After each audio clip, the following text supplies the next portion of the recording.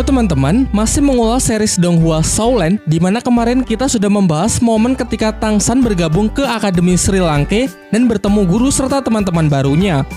Jadi bagi kalian yang belum menonton bagian pertama dan keduanya, saya menyarankan untuk menontonnya terlebih dahulu agar tidak gagal paham dalam mengikuti pembahasan kali ini.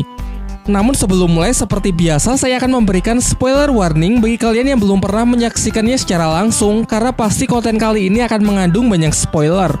Baiklah, tanpa berlama-lama, mari langsung saja kita mulai. Setelah Tang San berhasil lulus dari ujian masuk Akademi Sri Lanka bersama beberapa siswa baru lainnya, kini akademi tersebut memiliki total sebanyak 7 siswa. Di antaranya adalah Tang San, Xiao Wu, Ning Rongrong, Su Ying, Dai Mubai, Oi Shike, dan Mang Hao Jun. Untuk latihan pertamanya, Pak Kepala Akademi Flander mengajak mereka pergi ke kota Sauto untuk mengikuti sebuah arena pertarungan bagi para Master Roh. Menurutnya sebuah latihan yang sangat bagus untuk memberikan pengalaman bertarung yang sesungguhnya. Dalam arena pertarungan, satu kemenangan akan memberikan 1 poin, satu kekalahan pengurangan 1 poin, dan jika berhasil mengumpulkan 100 poin, maka baru akan mendapatkan lencana tembaga. Flander berpesan agar para siswa mendapatkan minimal lencana perak sebelum kelulusan akademi. Kemudian ia memerintahkan Dai Mubai untuk mengantar mereka melakukan pendaftaran. Dai Mubai menambahkan bahwa terdapat 8 lencana dari yang terendah sampai yang tertinggi, yaitu lencana besi, lencana tembaga, lencana perak, lencana emas, lencana ungu, lencana permata, lencana rubi, dan lencana berlian. Pada awalnya Xiao menganggap mudah tantangan tersebut karena lencana perak hanya berada di urutan ketiga. Namun Dai Mubai membantah hal tersebut karena sejak dulu saat ia masih berada di level 29 sampai sekarang, tercatat ia hanya menang sebanyak 29 kali dan kalah 27 kali. Jadi selama ini ia hanya berhasil mengumpulkan total 2 poin saja. Di tempat ini banyak jenis pertarungan yang bisa dipilih, seperti pertarungan 1 lawan 1, 2 lawan 2, maupun 3 lawan 3. Selain mendaftar dalam pertarungan 1 lawan 1, bersama Xiao Wu, Tang San membentuk tim 2 orang untuk mengikuti pertarungan 2 lawan 2. Singkat cerita, setelah mendaftar, Xiao menjadi yang pertama kali maju melawan seorang pria besar berotot yang sepertinya sangat kuat. Jelas pada awalnya dengan tubuhnya yang mungil, semua penonton meremehkannya. Namun Xiao di luar dugaan ternyata dengan mudah bisa mengalahkan lawannya tersebut.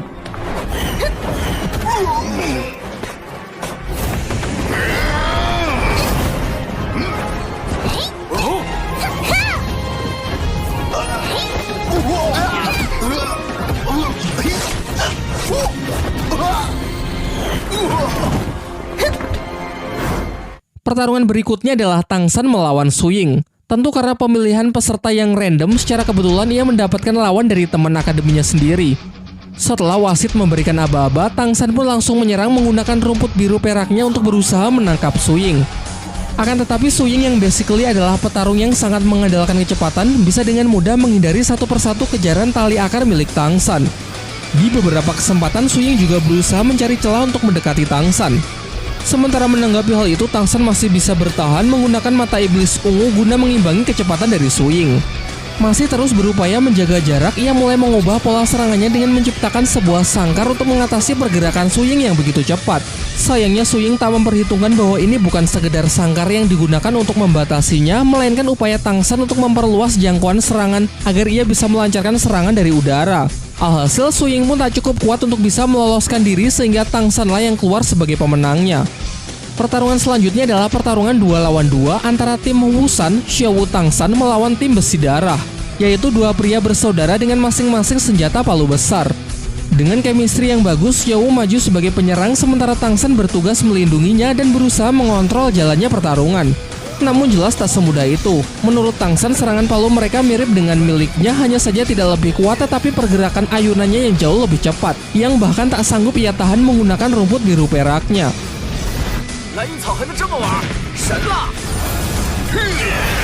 Namun ternyata serangan-serangan Tang San ia gunakan untuk menyebarkan benih dari skill keduanya, yaitu rotan hantu.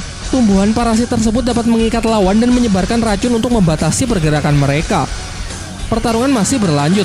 Secara kompak mereka menggunakan skill ketiganya, yaitu lemparan palu kembar yang dapat melacak dan mengejar targetnya. Tang San yang berusaha menyelamatkan Xiao tak cukup kuat sehingga ia terpental jatuh. Hal ini membuat Xiao sangat emosi dan langsung menyerang mereka dengan senjata jarum rahasia yang bisa membunuh lawannya dalam sekejap. Namun Tang San justru menghalau serangan mematikan tersebut karena bagaimanapun juga ini hanyalah sebuah pertandingan.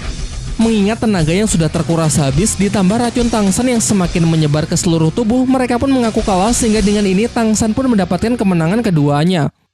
Sekembalinya ke akademi, Daimumbe terlibat cekcok dengan putri klan Cahaya Kibau yakni Ning Rongrong. Terdengar sikap angkuh Ning Rongrong yang terus-menerus memprovokasinya dan merendahkan Akademi Sri Lanka.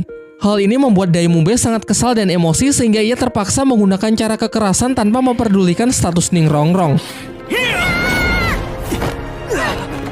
Beruntung seketika itu juga Tangsan datang dan berhasil menenangkannya. Namun kejadian itu tak membuat Ning Rongrong jerah dan justru meminta Tangsan agar membantunya menghabisi Daimumbe dengan imbalan 100.000 koin emas.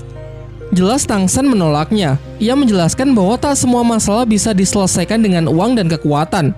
Ia pun menyarankan agar Ning Rongrong keluar saja dari akademi karena menurutnya tempat ini sama sekali tidak cocok untuk Ning Rongrong. Bahkan Oishike yang jelas-jelas menyukai Ning Rongrong pun juga berpikiran sama. Ia lantas menyarankan supaya Ning Rongrong pergi karena mustahil di sini ia bisa mendapatkan teman dengan sikap yang sedemikian angkuh. Keesokan harinya semua murid kembali dikumpulkan untuk menerima latihan. Namun Oishike yang datang terlambat memasang wajah yang begitu gembira karena ternyata pagi ini ia telah mencapai level 30. Semuanya pun mengucapkan selamat.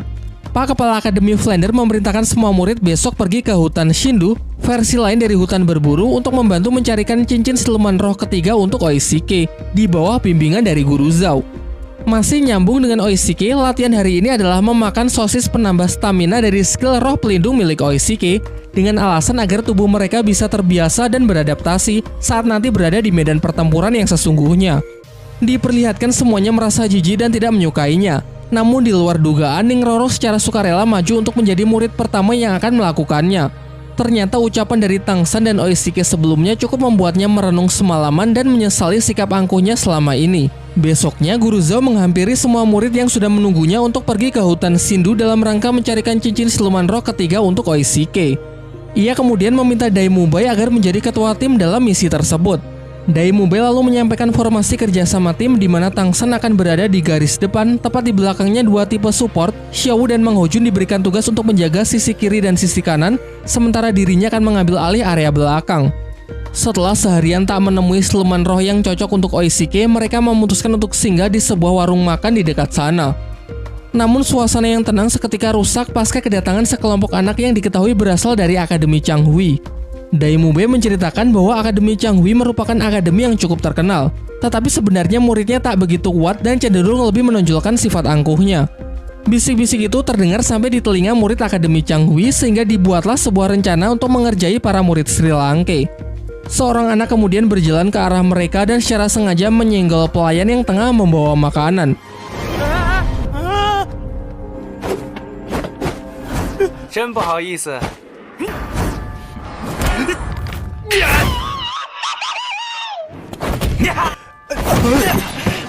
Menyaksikan hal itu, semua murid pun dibuat emosi dan menanyakan mereka ini sebenarnya berasal dari akademi mana. Namun Daimumbe justru meledek mereka dengan mengatakan bahwa kalian tidak layak untuk mengetahuinya. Jelas hal itu membuat mereka semakin marah dan serentak maju untuk menyerang. Sementara pihak Daimumbe cukup Xiaowu sajalah yang turun tangan memberi pelajaran mereka semua.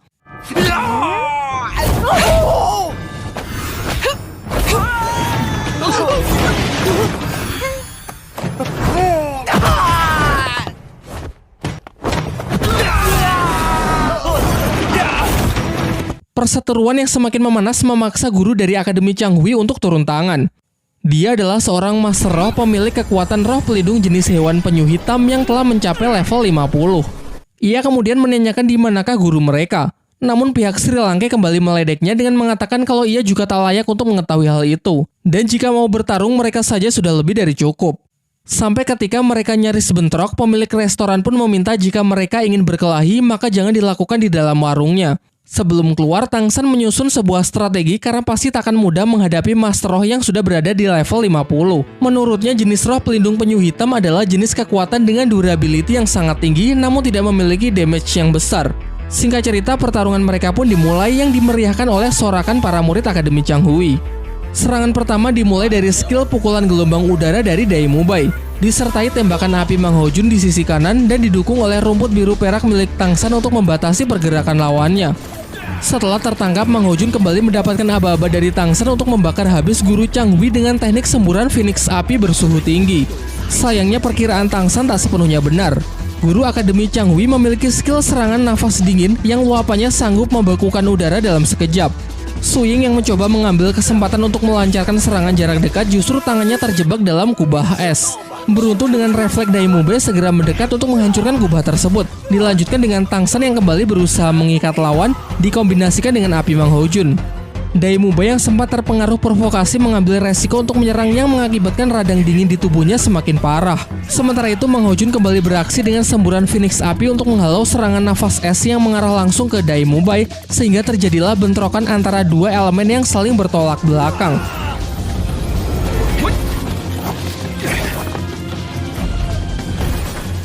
Saat pertarungan telah mencapai puncaknya, Guru Zhao datang menyela dan menyuruh semua siswanya agar segera kembali ke penginapan. Namun guru Akademi Chang Hui yang masih tak terima meminta para murid Sri Lanka untuk meminta maaf karena telah merendahkan akademinya. Akan tetapi Guru Zhao mengatakan bahwa tak perlu ada yang meminta maaf. Ia malah mempertegas bahwa Akademi Chang Hui memanglah akademi yang cukup terkenal, namun keangkuhannya hanya bisa menindas orang-orang yang lebih lemah saja. Pertarungan pun kembali dilanjutkan dengan Guru Zhao yang menggantikan para murid Akademi Sri Lanka.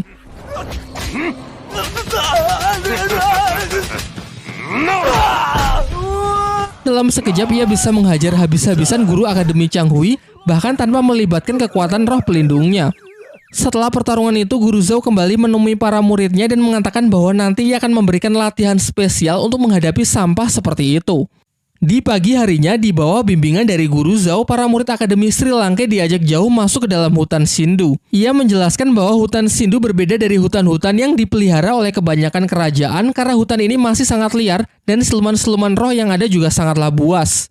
Ia menyarankan kepada semuanya agar tetap berada di dekatnya dan tidak mengusik siluman roh tanpa perintahnya jika tidak ingin mati sia-sia, terutama Oishike dan Ning Rongrong. Ketika Dai Mube memimpin dan membukakan jalan, Tang San menyarankan agar tak sembarangan membunuh siluman roh muda agar ekosistem tetap terjaga. Di samping itu, bau darah yang ditinggalkan bisa memicu kedatangan siluman roh yang jauh lebih kuat. Setelah cukup lama mencari, mereka akhirnya merasakan hawa keberadaan dari seekor siluman roh yang cukup kuat.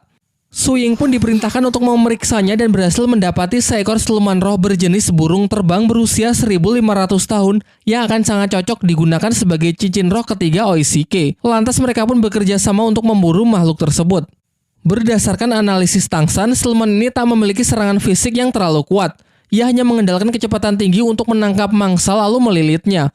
Cara paling efektif untuk memburunya adalah dengan menekannya menggunakan Phoenix api Mang Hojun, sementara yang lain bersiap untuk menutup jalan agar siluman tidak bisa melarikan diri.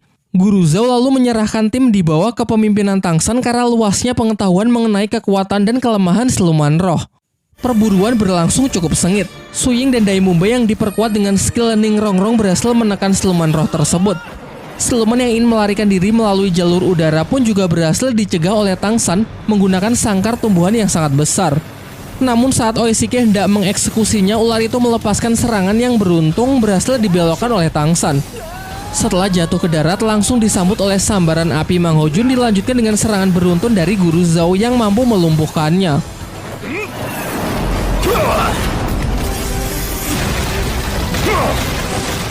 Guru Zhao lantas segera menyuruh Oishike untuk mengambil cincin rohnya, akan tetapi tiba-tiba datang seorang nenek bersama cucunya yang mengklaim bahwa siluman roh ular terbang adalah miliknya yang akan menjadi cincin roh ketiga untuk cucunya. Hal itu karena ialah yang pertama kali menemukannya, dibuktikan dengan serangan tongkat yang ia goreskan ke perut siluman tersebut. Menanggapi hal itu, Guru Zhao tidak bertindak gegabah karena nenek itu merupakan salah satu senior master roh yang bernama Cao Tianxiang. Di dunia persilatan ia merupakan master roh yang sangat disegani. Bersama pasangannya yakni bangsawan naga Mengsu, mereka menjadi duo maut terkuat yang dikatakan mampu menandingi seorang master roh bergelar Dao Luo. Walaupun begitu, Guru Zhao masih bersikeras untuk menolak memberikan siluman roh tersebut. Ia beralasan meski Cao Tianxiang yang menemukannya terlebih dahulu, namun ialah yang berhasil menangkapnya.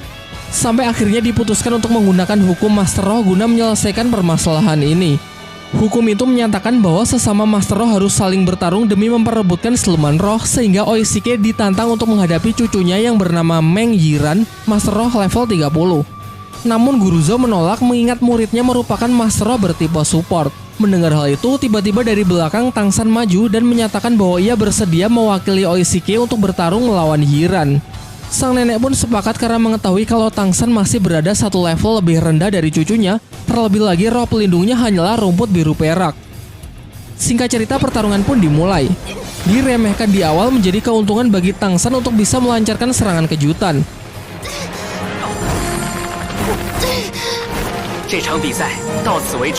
Namun Yiran ternyata juga tidak selemah itu. Berkat roh pelindung ularnya, ia dengan mudah bisa meloloskan diri dari perangkap tali akar milik Tang San. Bahkan racun pelumpuh yang ia gunakan juga sama sekali tak berpengaruh karena basically kekuatan ular milik Yiran juga beracun. Merupakan sebuah cara yang sangat efektif untuk melawan racun dengan racun.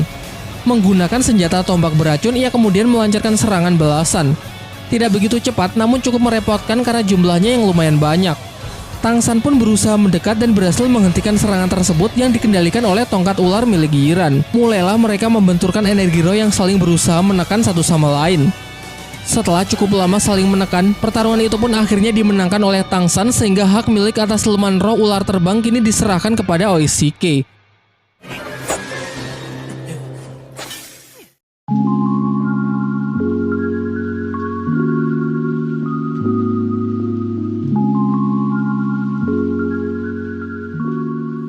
Nah, itulah ulasan plot cerita dari Donghua Soulland pada episode 18-23. Sekarang tiba waktunya kita akan membahas mengenai detail menarik dari setiap scene, memberikan pendapat dan penilaian pribadi. Menariknya, series ini, entah kalian sadari atau tidak, animasinya memiliki frame per second yang cukup tinggi yang membuat gerakannya menjadi sangat mulus. Kalau kalian tahu, standar sebuah film adalah 24 fps. Namun sepertinya animasi Soulland ini memiliki FPS di atas 30 ya. Padahal biasanya FPS setinggi itu hanya diaplikasikan dalam sebuah video game. Alasannya tentu agar visual terlihat lebih realistis. Sekarang kita kembali ke topik utama. Bisa dikatakan beberapa episode ini memiliki alur cerita yang lumayan berbeda dari versi live actionnya. Dimulai dari adegan di arena pertarungan roh, tempat tersebut digambarkan begitu megah, profesional dan lebih mirip dengan sebuah kasino. Selain itu juga memiliki aturan dan sistem ranking yang jelas layaknya sebuah game. Dan ranking pun juga bisa naik turun sesuai performa dari si pemain. Sementara aturan yang dimaksud adalah adanya sistem pertandingan yang cukup adil, di mana seseorang akan dipilihkan lawan yang memiliki level setara. Sedangkan di versi live actionnya, tempat ini juga diperkenalkan, namun ilegal dan digambarkan sangat tradisional tanpa adanya sistem ranking. Yang ada cuma datang dan saling melemparkan tantangan. Kala itu Mang Hao Jun yang naik ke arena lalu menantang Dai Mumbai agar pertarungan menjadi seru. Bicara soal karakter, penguatan dari karakter Ning Rongrong pada beberapa episode ini sangat ditonjolkan. Sifat egois, angkuh, dan merasa paling superior akhirnya bentrok dengan prinsip Dai Mumbai yang mengatakan kalau di Akademi Sri Lanka posisi semua murid adalah sama. Namun Ning Rongrong mulai merenungi dirinya ketika tidak ada satupun orang yang mendukungnya dan malah menyarankan agar pergi karena Akademi Sri Lanka tidak cocok untuknya. Semua adegan itu berlangsung di gerbang masuk akademi yang menggambarkan kalau kini Ning Rongrong berada tepat di perbatasan dua pilihan. Sampai akhirnya ia membulatkan tekad dan memilih untuk mengubah sikapnya. Beralih ke hutan Sindu, tempat ini adalah versi lain dari hutan berburu yang pernah didatangi oleh Tang San sewaktu kecil. Bedanya kalau hutan berburu adalah wilayah yang dipelihara oleh kerajaan sehingga dijaga ketat. Sementara hutan Shindu termasuk salah satu hutan liar. Diperlihatkan karakteristiknya jauh lebih unik dengan banyaknya tumbuhan berwarna yang menyala. Di antara mereka semua, Tang San lah yang paling cerdas jika membicarakan mengenai teori-teori dari hutan dan siluman roh. Pengetahuannya ini ia dapat dari Master Xiao. Salah satu karakter baru yang menarik adalah gadis bernama Meng Yiran, pemilik roh pelindung tongkat ular. Karakter yang tidak diadaptasi pada live actionnya. Digambarkan sebagai gadis beringas, angkuh, dan gila pertarungan.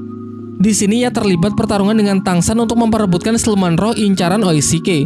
Sementara kalau di live actionnya posisinya digantikan oleh Du Guyan, gadis manja, kalem, dan cenderung baik hati. Namun ia tak berebut dengan Oishike, melainkan siluman roh laba-laba incaran Tang San. Dan tanpa adanya perkelahian, ia rela mengalah. Mundur pada adegan ketika para murid Sri Lanka makan malam datang akademi lain yang sederajat bernama Akademi Changhui. Merupakan akademi resmi yang terlihat jelas pada seragam yang mereka kenakan. Jika merujuk pada live actionnya, Akademi Changhui adalah akademi yang sangat kelam, di mana kepemimpinannya diambil alih oleh seorang master roh jahat dengan kekuatan pengendali pikiran. Ia memanfaatkan semua siswa di akademi tersebut hanya untuk kepentingannya pribadi. Beralih ke karakter Cao Tianxiang, nenek dari Meng Yiran. Ia adalah mastro yang sangat terkenal yang berpasangan dengan suaminya bernama Meng Su. Selama masa muda pada pertemuan pertamanya dengan Cao Tianxiang, dia bertarung dengan bertaruh ciuman jika dia kalah. Ini memungkinkan keduanya menjadi lebih dekat dan kemudian menikah. Duo ini kemudian menjadi lebih kuat dan mendapatkan reputasi sebagai ular naga yang tak tertandingi. Bahkan dikatakan kalau jika mereka bertarung bersama, kekuatannya sanggup menandingi mastro bergelar Dou Luo yang salah satunya dipegang oleh ayah Tangsan. Hal menarik lainnya adalah mulai terbangunnya love interest antara karakter di Akademi Sri Lanka. Katakanlah Xiao yang terlihat jelas saat mendaftarkan dirinya duet dengan Tangsan di arena roh. Ia memilihkan nama pasangan Sanwu yang merupakan singkatan dari Tangsan dan Xiao. Nama itu jelas terdengar seperti nama kapal. Namun lucunya nama itu disalahartikan oleh panitia dengan menyebut mereka sebagai tim 35. Karena dalam bahasa Cina, San artinya 3 dan Wu artinya 5. Karakter lain yang mendapatkan love interest-nya adalah Su Ying dan Dai Mubai. Diperlihatkan Dai Mubai yang memberikan perhatian lebih kepada gadis ini ditunjukkan saat Mubai menyuruh Tangsan untuk menahan dirinya ketika akan bertarung melawan Su Ying. Sementara karakter Oishike sudah menunjukkan ketertarikannya dengan Ning Rongrong bahkan saat mereka baru bertemu. Namun tak bisa dipungkiri bahwa di episode kali ini ia bisa mengesampingkan perasaannya dan lebih menunjukkan sikap bijaksana. Mungkin itu saja yang bisa saya bahas di kesempatan kali ini. Kalau kalian punya pandangan lain atau detail menarik lain yang saya lewatkan, silakan bebas menulisnya di kolom komentar ya.